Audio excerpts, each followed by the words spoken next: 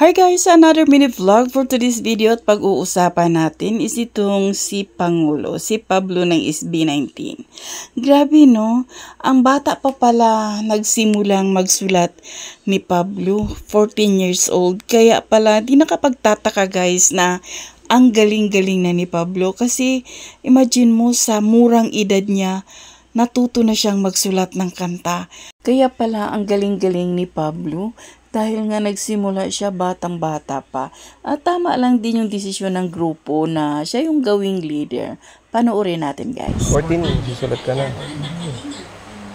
Yun yung perfect age talaga eh, na parang i-expose mo yung sarili mo dyan para pagdating mo ng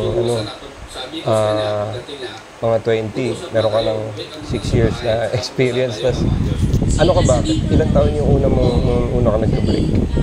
Ilang taon ka? Like, nakilala ka. Oh. 23 na. 23 na. Dun na. So meron ka na enough experience nun. Kung 14 ka pala nagsimula. Sa totoo lang, yung writing ko kasi, mas sinasarili.